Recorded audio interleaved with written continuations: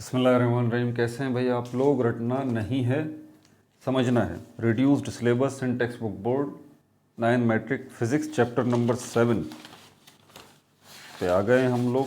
Copy pencil ले लीजिए, lecture को नोट करना है और मुस्कुराते रहना है। 50% आप लोगों का क्या हो गया है? सिर्फ MCQs हो गया है। रटने से कुछ नहीं होगा, क्वेश्चन आंसर याद करने से कुछ भी नहीं होगा। कॉन्सेप्ट्स लीजिए, समझिए और MCQ सॉल्व करने की प्रैक्टिस कीजिए। सर्कुलर मोशन एंड ग्रेविटेशन में पीछे एक वीडियो बना चुका हूँ, जिनमें 2 टॉपिक्स को मैंने थॉरोली डिस्कस किया है, यूनिफॉर्म सर्कुलर मोशन और सेंट्रीपिटल एक्सेलरेशन को। वो वीडियो देखनी आपके लिए ज़रूरी है। एक ही वीडियो में दोनों कॉन्सेप्ट मैंने समझा दिए हैं। वो वीडियो आपके लिए देखनी बेहद ज़रूरी है, वरना आपको समझ में नहीं आएगा अभी मैं क्या बता रहा हूँ। ये मुश्किल कॉन्सेप्ट है, ठीक है भाई। अब जो हम इस वीडियो में कॉन्सेप्ट डिस्कस करने जा रहे हैं वो 2 हैं, इनको एक साथ डिस्कस करेंगे। एक है हमारे पास सेंट्रीपिटल फोर्स, सेंट्रीपिटल फोर्स। दूसरा है हमारे पास सेंट्रीफ्यूगल फोर्स, सेंट्रीफ्यूगल फोर्स। ये 2 कॉन्सेप्ट हैं, ये एक साथ ही समझने चाहिए, वरना फिर कन्फ्यूजन हो जाती है इनका कॉन्सेप्ट क्या है। बहरहाल इससे पहले आप ज़रा फोर्स का कॉन्सेप्ट समझ लें और इसका मोशन से क्या ताल्लुक़ है और रेस्ट से इसका क्या ताल्लुक़ है।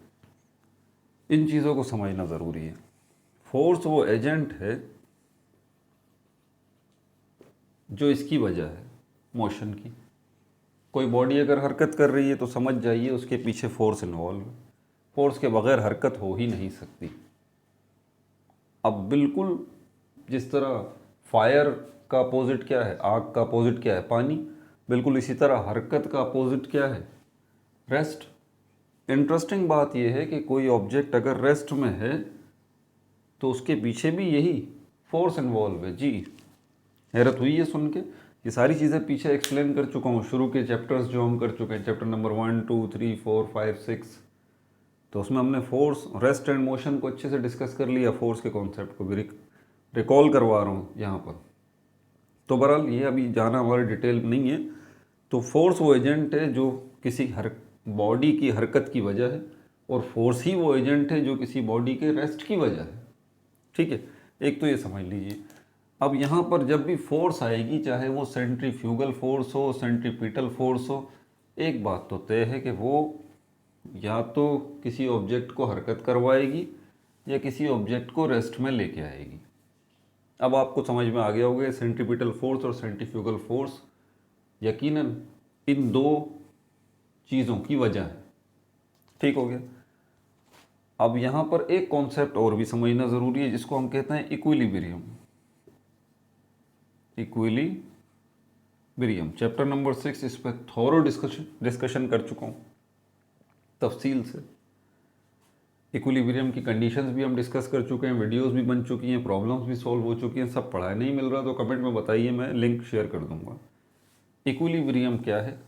एक ऐसी स्टेट, एक ऐसी हालत का नाम है, एक ऐसी स्टेट या एक ऐसी हालत का नाम है किसी ऑब्जेक्ट की जिसमें इक्वल एंड अपोजिट फोर्सेस जो हैं वो एक्ट कर रही हैं। अपोजिट फोर्सेस जो है वो एक्ट कर रही हैं। क्या है? इक्विलिब्रियम किसी ऑब्जेक्ट के ऐसी स्टेट या हालत का नाम है जिसमें इक्वल और अपोजिट फोर्सेस एक्ट कर रही हैं। फोर्स नहीं, फोर्सेस एक्ट कर रही हैं। अब ये फोर्सेस जो हैं वो इक्वल भी होंगी लेकिन अपोजिट होंगी। इसमें हमारे पास 2 कंडीशंस आ जाती हैं, एक तो हरकत वाली भी और दूसरी रेस्ट वाली भी। हरकत में हमारे पास जो है वो यूनिफॉर्म मोशन आ जाता है, यूनिफॉर्म मोशन। एक ऐसी हरकत जिसमें ज़ीरो एक्सेलरेशन है, एक्सेलरेशन नहीं है। क्योंकि एक्सेलरेशन किसको कहते हैं? एक्सेलरेशन कहते हैं चेंज को। किसके अंदर चेंज को? वेलोसिटी के अंदर चेंज को। तो वेलोसिटी में कोई चेंज नहीं हो रहा तो इसका मतलब उसमें कोई एक्सेलरेशन भी प्रोड्यूस नहीं हो रहा, और इसी वजह से बॉडी जो है वो हरकत कर रही है यूनिफॉर्म मतलब एक ही वेलोसिटी से सेम वेलोसिटी से या कांस्टेंट वेलोसिटी से हरकत कर रही है, ऐसी हरकत को हम यूनिफॉर्म मोशन कहते हैं। मिसाल के तौर पर आप गाड़ी चला रहे हैं, आप नॉर्थ की तरफ जा रहे हैं अपनी कार चलाते हुए, 10 मिनट बाद अब भी आपकी डायरेक्शन नॉर्थ की ही है, 10 मिनट पहले आपकी डायरेक्शन नॉर्थ में ही थी, 10 मिनट पहले आपकी गाड़ी की रफ्तार जो है वो 100 मीटर पर सेकंड की रफ्तार थी, 10 मिनट बाद अब भी वही रफ्तार है, आपने रफ्तार ना तो बढ़ाई ना कम की, यानी कि वेलोसिटी में आप कोई चेंज नहीं लेके आए, आपने डायरेक्शन भी कोई चेंज नहीं की, तो इसलिए आपकी गाड़ी की हरकत जो है वो क्या है, वो यूनिफॉर्म। यहाँ पर भी इक्विलिब्रियम का कॉन्सेप्ट आ जाता है इसमें, और यहाँ पर भी क्या हो रहा होगा, यही दो का काम हो रहे होंगे कि इक्वल एंड अपोजिट फोर्सेस जो हैं वो एक्ट कर रही होंगी। अब सिर्फ एक्ट नहीं कर रही होंगी जी, ध्यान से सुनिएगा, ये equal and opposite forces act नहीं कर रही होंगी इस कार के ऊपर। इस कार को हम कहेंगे कि ये कार जो है वो इक्विलिब्रियम स्टेट के अंदर है। ये जो इक्विलिब्रियम स्टेट है, ये कौन सा इक्विलिब्रियम स्टेट कहलाएगा, डायनामिक इक्विलिब्रियम। डायनामिक इक्विलिब्रियम कहलाएगा। डायनामिक का मतलब होता है हरकत, यानी ऑब्जेक्ट की एक ऐसी हरकत, ऑब्जेक्ट का एक ऐसा मोशन जिसके अंदर वेलोसिटी में चेंज नहीं आ रहा, एक्सेलरेशन प्रोड्यूस नहीं हो रहा, और वो हरकत जो है वो यूनिफॉर्म मोशन कहलाएगी। और ये यूनिफॉर्म मोशन जो है वो डायनामिक इक्विलिब्रियम कहलाती है। ये कार अब किस इक्विलिब्रियम स्टेट के अंदर है, आपसे कोई पूछे ये कार जो है ये जा रही है, ये कौन सा मोशन है, आप कहेंगे ये यूनिफॉर्म मोशन है। फिर आपसे कोई पूछे इसमें एक्सेलरेशन प्रोड्यूस हो रहा है, आप कहेंगे नहीं एक्सेलरेशन प्रोड्यूस नहीं हो रहा। आपसे पूछे क्यों एक्सेलरेशन प्रोड्यूस नहीं हो रहा, आप बोलें कि वेलोसिटी में चेंज आ ही नहीं रहा, गाड़ी एक ही रफ्तार से चली जा रही है। फिर आपसे कोई पूछे कि ये जो गाड़ी जा रही है ये किस हालत में है यूनिफॉर्म मोशन के अलावा, तो आप कहेंगे कि ये जो है वो इक्विलिब्रियम की हालत में है। तो आपसे वो पूछेगा कि इक्विलिब्रियम कौन सा, दो किस्म के इक्विलिब्रियम होते हैं, स्टैटिक इक्विलिब्रियम, डायनामिक इक्विलिब्रियम। आप कहेंगे ये डायनामिक इक्विलिब्रियम है। फिर वो आपसे पूछेगा कि अगर ये डायनामिक इक्विलिब्रियम है या इक्विलिब्रियम है, तो इक्विलिब्रियम तो उस स्टेट को कहते हैं जिसमें इक्वल और अपोजिट फोर्सेस जो हैं वो एक्ट कर रही होती हैं और कैंसिल कर रही होती हैं एक दूसरे को, ना सिर्फ एक्ट कर रही होती हैं बल्कि कैंसिल कर रही होती हैं। तो आप कहेंगे एग्जैक्टली इस कार के ऊपर भी इक्वल और अपोजिट फोर्सेस जो हैं वो एक्ट भी कर रही हैं और एक दूसरे को कैंसिल भी कर रही हैं। ये अपोजिट फोर्सेस और इक्वल और अपोजिट फोर्सेस जो एक्ट कर रही हैं और एक दूसरे को कैंसिल कर रही हैं, ये कौन कौन सी हैं, गाड़ी आगे जा रही है, उसका इंजन जो है वो फॉरवर्ड फोर्स लगा रहा है, फ्रिक्शन जो है वो बैकवर्ड फोर्स लग रहा है। तो बैकवर्ड फ्रिक्शन ये हो गया, फॉरवर्ड इंजन की फोर्स ये हो गई, फ्रिक्शन भी एक फोर्स है, इसकी डायरेक्शन बैकवर्ड है। फॉरवर्ड फोर्स जो है वो किसकी लग रही है, इंजन की लग रही है। ये दोनों फोर्सेस जो हैं ये फ्रिक्शन वाली और इंजन वाली, ये एक दूसरे के अपोजिट हैं और इक्वल हैं। इंजन जो है वो लगा रहा है 50 न्यूटन, तो फ्रिक्शन भी जो है वो 50 न्यूटन ही लग रहा है। तो इसलिए ये दोनों अपोजिट हैं, एक दूसरे को कैंसिल कर रहे हैं। इसको हम सपोज कर लेते हैं ये +50 न्यूटन है, ये -50 न्यूटन है, ये एक दूसरे को कैंसिल कर देंगे। इसके अलावा डायनामिक इक्विलिब्रियम में एक डाउनवर्ड और अपवर्ड जो है वो भी फोर्स लग रही है। बोर्ड पे जगह नहीं बची, यहाँ देख लें। अपवर्ड जो फोर्स लग रही है वो किसकी लग रही है, ग्रेविटी की। सॉरी, अपवर्ड जो फोर्स लग रही है वो रिएक्शन, नॉर्मल रिएक्शन जो कि रोड है उसकी फोर्स जो है वो, ये भी एक फोर्स है। नॉर्मल रिएक्शन ये भी एक फोर्स है, इसकी डायरेक्शन क्या है, अपवर्ड, जो इस कार के ऊपर लग रही है। और डाउनवर्ड भी एक फोर्स लग रही है और वो कौन सी है, वो ग्रेविटी की है। नॉर्मल रिएक्शन और ग्रेविटी दो फोर्सेस हैं, इनकी डायरेक्शन देख लें, एक की अपवर्ड है एक की डाउनवर्ड है, अपोजिट है। और ये 50 न्यूटन है और ये भी 50 न्यूटन है। अपोजिट हैं तो इसको हम माइनस कंसीडर कर लेते हैं, इसको प्लस कर लेते हैं, किसी को भी प्लस कर दें, किसी को भी माइनस माइनस कर दें, ये कैंसिल हो गया। इसको हम बैलेंस होना भी कहते हैं। तो अपवर्ड फोर्स जो है वो डाउनवर्ड फोर्स को कैंसिल कर रही है, ठीक है, जो कि गाड़ी पे एक्ट कर रही है, और फॉरवर्ड और बैकवर्ड फोर्स जो हैं वो भी एक दूसरे को, वो भी इस गाड़ी पे लग रही हैं, एक दूसरे के इफेक्ट को कैंसिल कर रही हैं। ये फॉरवर्ड और बैकवर्ड हो गई, ये अपवर्ड और डाउनवर्ड हो गई।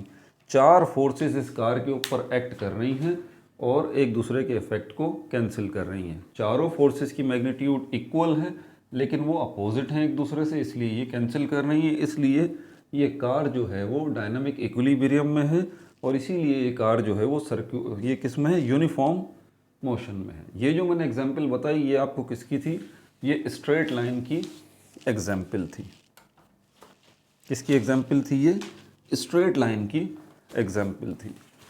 डायरेक्शन भी उसकी याद रहे, कार की डायरेक्शन नॉर्थ है तो नॉर्थ ही है, आगे चल के भी डायरेक्शन में भी कोई चेंज नहीं हो रहा। कितनी सारी चीज़ें आपको रिकॉल मैंने इस वक्त करवाई हैं, इनका रिकॉल करना ज़रूरी है। अब ज़रा आपने यूनिफॉर्म मोशन का कॉन्सेप्ट तो समझ लिया। ये यूनिफॉर्म मोशन जो है वो स्ट्रेट लाइन में है। एक और यूनिफॉर्म मोशन है जो कि यूनिफॉर्म सर्कुलर मोशन कहलाता है। यूनिफॉर्म सर्कुलर मोशन कहलाता है। फिर मैंने पिछली वीडियो के अंदर आपको वेलोसिटी का कॉन्सेप्ट दिया था कि वेलोसिटी असल में दो चीज़ों से मिलके बनती है। ये एक वेक्टर क्वांटिटी है, वेलोसिटी जो है वो एक वेक्टर क्वांटिटी है। ये दो चीज़ों से मिलके बनती है, स्पीड और डायरेक्शन से। स्पीड और डायरेक्शन से। ये जो हमने कार वाली एग्जांपल ली, सपोज करते हैं नॉर्थ की तरफ नहीं, ये ईस्ट की तरफ जा रही है, तो यहाँ है, यहाँ से यहाँ आई, यहाँ से यहाँ आई। स्पीड इसकी कितनी थी, 100 मीटर पर सेकंड। कब, जब 5 बज रहे थे, 5 o'clock और 6 o'clock, यही स्पीड रही और गाड़ी आगे बढ़ती रही। डायरेक्शन कौन सी है, डायरेक्शन इसकी ईस्ट है। 5 बजे से 6 बजे तक डायरेक्शन भी ईस्ट ही रही। स्पीड जो है इसकी वो भी 100 मीटर पर सेकंड ही रही। इसलिए ये कार जो है किस में है, यूनिफॉर्म मोशन में है। तो हम कह सकते हैं कि इस कार की वेलोसिटी जो है वो क्या है, वो कांस्टेंट है, कोई चेंज उसमें नहीं आ रहा। और अगर वेलोसिटी में कोई चेंज नहीं आ रहा, कांस्टेंट है, तो इसका मतलब एक्सेलरेशन जो है वो क्या है, यहाँ पर ज़ीरो है। क्योंकि एक्सेलरेशन किसको कहते हैं, चेंज इन वेलोसिटी को कहते हैं। ये इसकी स्पीड आ गई 100 मीटर पर सेकंड और ये डायरेक्शन आ गई ईस्ट। ये कौन सी डायरेक्शन है, ये स्ट्रेट लाइन की है, straight line, straight line, uniform motion. दूसरा हमारे पास है uniform circular motion, uniform circular motion, जिसको मैं बहुत ज़्यादा एक्सप्लेन कर चुका हूँ पिछली वीडियो में। इसका हल्का सा ओवरव्यू देके फिर हम सेंट्रीपिटल फोर्स और सेंट्रीफ्यूगल फोर्स को की तरफ आएंगे। अब ये जो कार वाली मिसाल है हमारे पास, जो स्ट्रेट लाइन में है, यहाँ पर 4 फोर्सेस मैंने आपको बताया था जो कि एक्ट कर रही हैं इसके ऊपर, इक्वल हैं, अपोजिट हैं, इसलिए ये इक्विलिब्रियम में है। यहाँ पर एक पत्थर आप लेते हैं, उसको धागे से बांधते हैं। ये आपने पत्थर लिया, इसको आपने इस धागे से बांध दिया, आप यहाँ खड़े हुए हैं, इस पत्थर को आपने पकड़ा और उसके बाद हवा में ऐसे घुमाना शुरू कर दिया। अब ये जो मोशन है, अब ज़रा हरकत का मवाजना करें, कंपैरिजन करें। ये जो गाड़ी की हरकत है और ये पत्थर की हरकत है, हरकत यहाँ भी है, हरकत यहाँ भी है। हरकत या मोशन फोर्स के बगैर नहीं हो सकती, फोर्सेस यहाँ भी हैं। तो ये जो पत्थर सर्किल में घूम रहा है, यहाँ पर भी यकीनन फोर्स तो है, एग्जैक्टली। अच्छा, एक बात तो तय हो गई कि ये पत्थर जो है, यहाँ बना दूँ, ये सर्किल में घूम रहा है इस तरह से। आप इसको घुमा रहे हैं, आप यहाँ खड़े हुए हैं, ठीक है, और ये आपके हाथ में इसका ये पकड़ा हुआ है आपने, ये आपका हाथ आ गया, आपने इसको ये पकड़ा हुआ है और आप इसको घुमा रहे हैं सर्किल में, ये घूम रहा है। पहले ये देखना है हमें कि ये पत्थर की जो मोशन है ये सर्कुलर तो है, इसमें कोई भी शक नहीं, सर्किल में घुमा रहे हैं आप, क्या यूनिफॉर्म है या नहीं है। यहाँ हम ये मान के चलते हैं कि इसकी हरकत जो है वो यूनिफॉर्म है, एक ही रफ्तार से आप इसको घुमा रहे हैं। क्या कहा मैंने, इसकी हरकत जो है वो यूनिफॉर्म है, तो एक ही रफ्तार से आप इसको घुमा रहे हैं।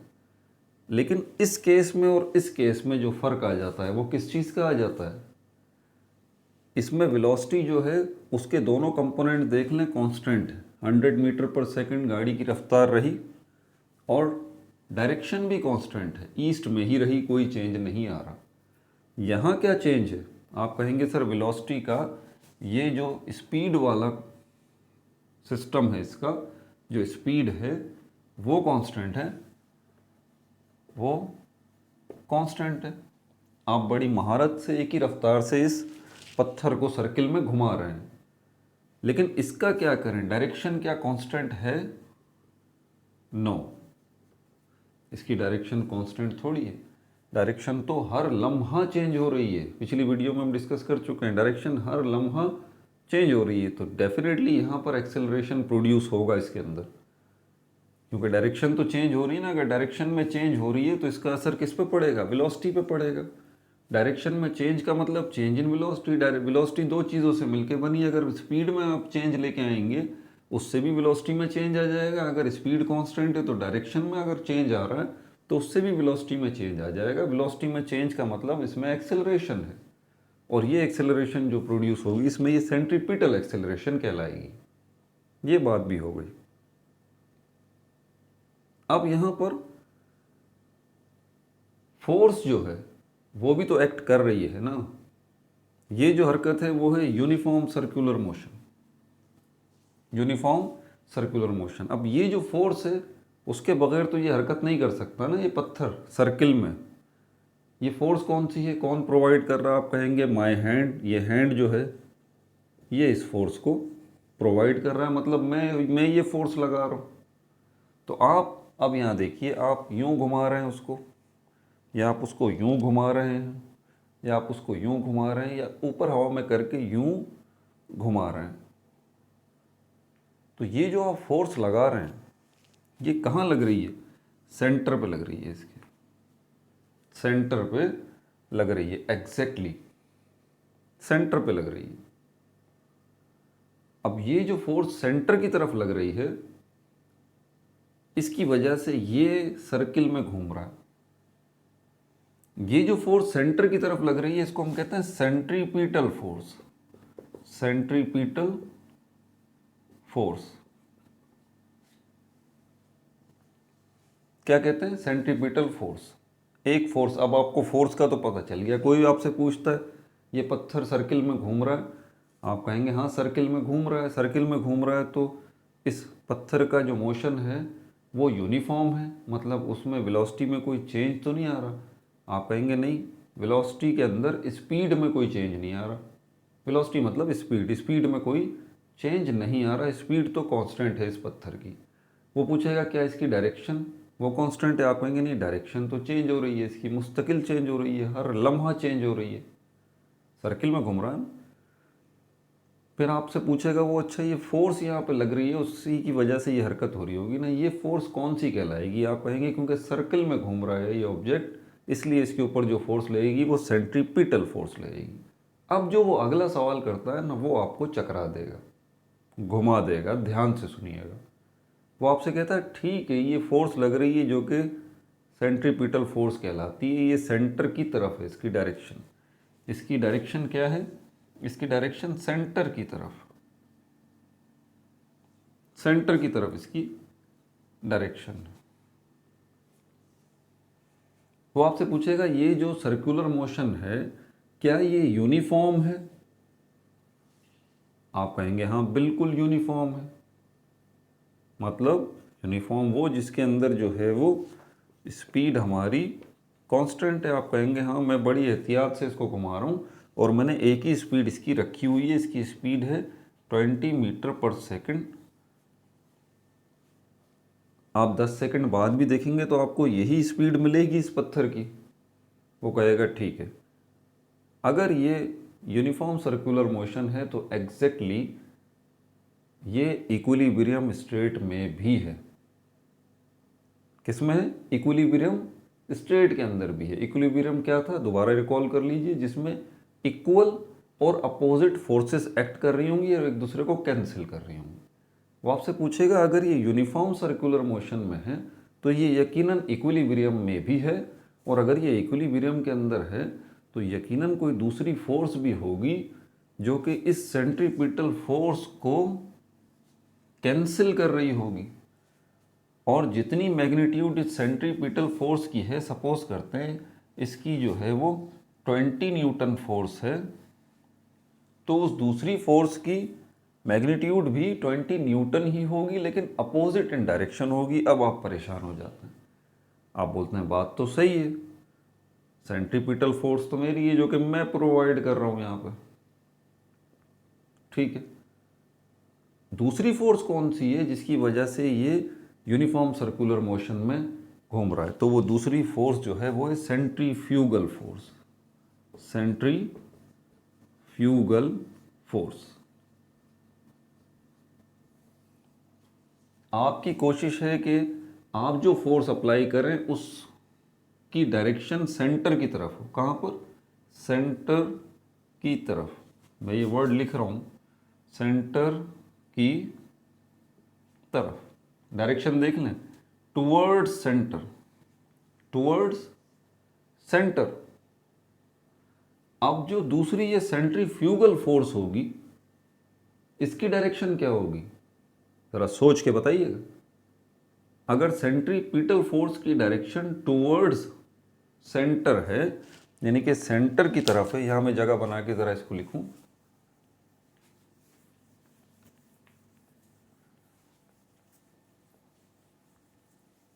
अगर सेंट्रीपिटल फोर्स की डायरेक्शन जो है वो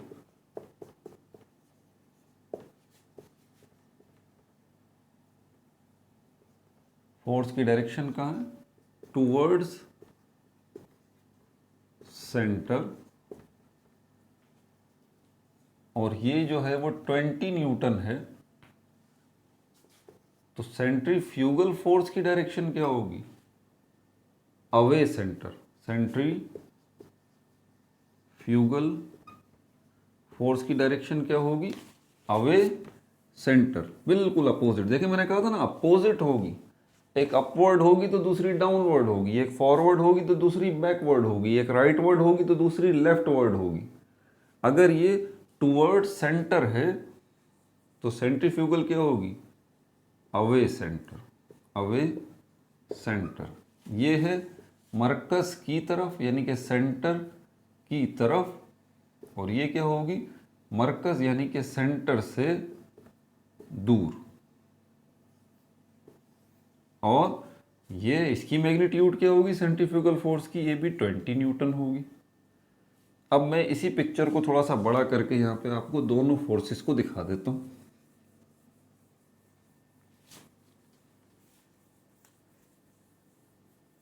दोनों इक्वल फोर्सेस हैं लेकिन डायरेक्शन इनकी अपोजिट है, तो क्या होगा? ये एक दूसरे के इफेक्ट को कैंसिल करेंगी, और यहाँ पर इस वजह से ये जो बॉडी है ये यूनिफॉर्म सर्कुलर मोशन में आ जाएगी। ये सर्किल मैंने बना दिया, ठीक है। ये पत्थर है जो कि घूम रहा है, इसकी यहाँ से बना देता हूँ, तो इसकी ये इसका सेंटर हो गया। तो ये जो फोर्स लग रही है वो सेंटर की तरफ लग रही है, इतनी ही फोर्स जो है वो सेंटर से अवे लग रही है। ये है सेंट्रीपिटल फोर्स, ये है सेंट्रीफ्यूगल फोर्स। ये 20 न्यूटन लग रही है, ये भी 20 न्यूटन लग रही है। दोनों की डायरेक्शन अपोजिट है, तो किसी एक को प्लस कर दें, किसी एक को माइनस कर दें। मैं इसको माइनस कर देता हूँ, इसको प्लस कर देता हूँ। ये किसने बताया हमें? ये न्यूटन ने बताया। Newton third law of motion यही तो कहता है एक्शन का रिएक्शन। एक्शन जो है वो सेंटर की तरफ है एक्शन किसके बराबर है? रिएक्शन के। यहाँ पर एक्शन क्या है? सेंटर की तरफ। रिएक्शन क्या है? सेंटर से अवे और इक्वल है, बराबर है। यही तो है Newton's third law of motion. तो ये सेंट्रीपिटल फोर्स को बैलेंस करेगी सेंट्रीफ्यूगल फोर्स। ठीक है भाई, समझ में आ गई बात आपके? ये बच्चे पूछते हैं कि सर ये हमारी अर्थ है और ये मून जो है ये हमारी अर्थ के गिर्द घूम रहा है, तो ये घूम क्यों रहा है अर्थ के गिर्द? ये अर्थ पे गिर जाए ना, अगर गिर नहीं रहा तो दूर चला जाए। ना तो ये मून अर्थ पे गिर रहा है, ना ये मून अर्थ से दूर जा रहा है, बस गोल गोल घूमे जा रहा है। अब आपको बात समझ में आई कि ये गोल गोल जो घूम रहा है उसकी वजह क्या है? उसकी वजह ये है कि ये इस वक्त जो है वो यूनिफॉर्म सर्कुलर मोशन में है। यूनिफॉर्म सर्कुलर मोशन में। समझ आ गई बात? और यहाँ पर सेंट्रीपिटल फोर्स जो है वो कौन प्रोवाइड कर रही है? वो अर्थ प्रोवाइड कर रही है। जैसे कि यहाँ पर उस पत्थर की केस के अंदर सेंट्रीपिटल फोर्स कौन प्रोवाइड कर रहा था? आपका हाथ प्रोवाइड कर रहा था। बिल्कुल यहाँ पर इस मून को घुमाने में सेंट्रीपिटल फोर्स कौन प्रोवाइड कर रही है? अर्थ प्रोवाइड कर रही है। और उसके नतीजे में रिएक्शनल फोर्स जो एक जनरेट हो रही है, जिसको सूडो फोर्स भी कहते हैं, जो कि सेंट्रीफ्यूगल फोर्स है, वो क्या है? वो इसको दूर लेके जाना चाह रही है। तो जितनी फोर्स ये लगा रही है उतनी ही फोर्स अवे लग रही है। सेंट्रीपिटल फोर्स सेंट्रीफ्यूगल फोर्स के इक्वल है, अपोजिट है, एक दूसरे के इफेक्ट को कैंसिल कर रही हैं। इसका नेट रिजल्ट क्या निकल रहा है कि ये सर्किल में, यूनिफॉर्म सर्कुलर मोशन में ये आपका मून मौजूद है। इसी तरह यहाँ पर ये जो सन है, ये हमारी अर्थ, ये सन के गिर्द घूम रही है। तो इसकी हरकत जो अर्थ की है वो भी क्या है? यूनिफॉर्म सर्कुलर मोशन है। और यहाँ पर भी क्या हो रहा है? यहाँ पर सेंट्रीपिटल फोर्स और सेंट्रीफ्यूगल फोर्स इक्वल है, अपोजिट है, एक दूसरे के इफेक्ट को कैंसिल कर रही हैं। ये फोर्स कौन लगा रहा है? ये सन लगा रहा है अर्थ के ऊपर। और इतनी ही फोर्स जो है अपोजिट में भी लग रही है। उसकी वजह से अर्थ जो है वो सन में गिरती नहीं है और ना अर्थ जो है वो सन से दूर जाती है, बल्कि वो चक्कर लगाती रहती है किसके गिर्द? सन के गिर्द। ठीक हो गई भाई बात? यहाँ पर ये दोनों कॉन्सेप्ट मैंने क्लियर कर दिए, सेंट्रीपिटल फोर्स के भी और सेंट्रीफ्यूगल फोर्स के भी। इसकी बड़ी अच्छी एग्जाम्पल एक दो और हैं जो कि यहाँ पर मैं एग्जाम्पल 7.2 है, इसमें यही बात ये समझाने की कोशिश की जा रही। डेफिनेशंस वगैरह मैंने सेंट्रीपिटल फोर्स और सेंट्रीफ्यूगल फोर्स की नहीं लिखी, वो तो आपको नोट्स में मिल जाएंगी। मैंने आपको कॉन्सेप्ट क्लियर कर दिया, शायद कोशिश की है भाई, ज़रूर कॉन्फिडेंटली नहीं कहता कि क्लियर हुआ होगा। एग्जाम्पल 7.2 के अंदर आपको क्या कह रहा है? सेंट्रीपिटल फोर्स का फॉर्मूला देख लीजिए। जनरल फॉर्मूला जो न्यूटन्स का सेकंड लॉ ऑफ मोशन है, F = ma। ठीक है, इसी में यहाँ पर ये F = mac हो जाएगा। ac आपको याद है क्या है? Centripetal acceleration. और ये किसके बराबर थी? v²/r के बराबर थी। इसीलिए अब यहाँ पर m के साथ ac की जगह पर हम क्या लिख देंगे? v²/r। ये आपके पास फॉर्मूला किसका बन गया? छोटी सी डेरिवेशन है, ये आपके पास सेंट्रीपिटल फोर्स का फॉर्मूला बन गया। अब मैं आपसे पूछूं सेंट्रीफ्यूगल फोर्स का फॉर्मूला क्या होगा? सेंट्रीफ्यूगल फोर्स का फॉर्मूला क्या होगा? पेज नंबर 111 पे सेंट्रीफ्यूगल फोर्स का कॉन्सेप्ट दिया हुआ है, लेकिन इसका फॉर्मूला कहीं नहीं दिया भाई। सेंट्रीपिटल फोर्स और सेंट्रीफ्यूगल फोर्स एक ही कॉइन की टू साइड्स है। समझ में आ गई बात? अगर मैं पूछूं इस कॉइन के फ्रंट साइड का कितना वज़न है, तो आप कहेंगे इस कॉइन के फ्रंट साइड का 2 ग्राम वज़न है।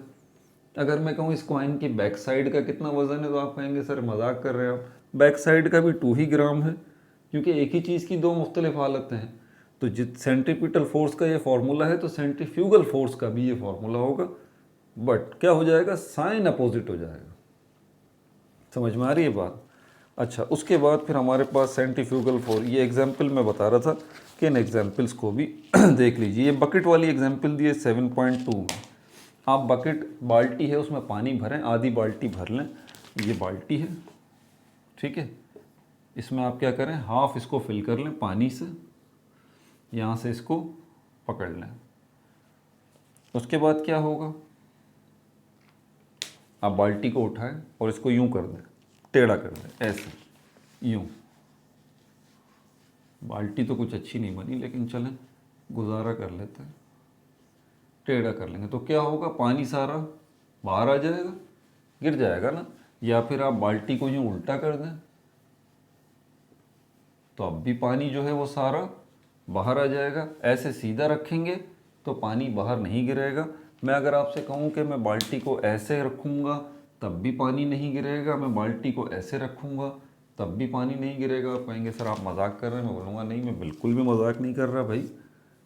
इसके लिए मुझे इस बाल्टी को पकड़ के, ये जो आधी बाल्टी है इसको यूँ उठाना पड़ेगा और इसको ऐसे घुमाऊँगा यूँ। तजुर्बा करके देख लें घर में, ऐसे यूँ पकड़ के खुद घूमूँगा तो वो भी ऐसे ऐसे ये बाल्टी सर्किल में घूमेगी। लेकिन रफ्तार में एक रखूँगा, रफ्तार एक रखूँगा, ठीक है। यानी कि ये बाल्टी जो आ जाएगी वो आ जाएगी यूनिफॉर्म सर्कुलर मोशन में। यहाँ पर सेंट्रीपिटल फोर्स और सेंट्रीफ्यूगल फोर्स जो है वो एक्ट करेंगी, एक दूसरे को कैंसिल करेंगी। जब बाल्टी के ऊपर अंदर मौजूद पानी पे कोई फोर्स लगेगी ही नहीं, देखिए पानी की हरकत भी तो फोर्स की वजह से होगी ना। तो फोर्स जो है वो सेंट्रीपिटल फोर्स और सेंट्रीफ्यूगल फोर्स, यही दो फोर्सेस हैं, यही दोनों फोर्सेस एक दूसरे को कैंसिल कर रही हैं। जब वहाँ पर तो पानी के ऊपर कोई फोर्स लगी नहीं रही, इसीलिए पानी क्या होगा, ऐसे जब उस बाल्टी को आप घुमाएंगे यूं यूं तो पानी अपनी जगह पर ही रहेगा, बाहर नहीं गिरेगा। सिर्फ यूं ही नहीं, आप उसको ऐसे सर के ऊपर से ऐसे ऐसे भी घुमा लें, लेकिन वेलोसिटी का ध्यान रहे, स्पीड का ध्यान रहे। स्पीड जो है उसमें चेंज नहीं आना चाहिए, ठीक है। ये भी हो गई। फिर एग्जाम्पल 7.3 है, 7.4 है मेरे ख्याल में, अब इसकी ज़रूरत नहीं है। अगली जो वीडियो होगी इंशाल्लाह बैंकिंग ऑफ द रोड्स, ये आपका रिड्यूस सिलेबस का टॉपिक नहीं है। लॉ ऑफ यूनिवर्सल ग्रेविटेशन, इसको करेंगे। अपना बहुत ज़्यादा ख्याल रखिएगा। जितनी ज़्यादा इन वीडियोज़ को शेयर कर सकते हैं उतना ज़्यादा शेयर करें। कोई चीज़ समझ में नहीं आ रही कमेंट में बताएं, ठीक है। व्हाट्सअप ग्रुप बने हुए हैं उनको ज्वाइन करें, गर्ल्स का अलग है, बॉयज़ का अलग है। अपने इश्यूज़ हैं मैथमेटिक्स के, physics, chemistry, biology, computer science, वहाँ पर आ जाएं आप, वहाँ पर उनको डिस्कस करेंगे। No like no subscribe, only share.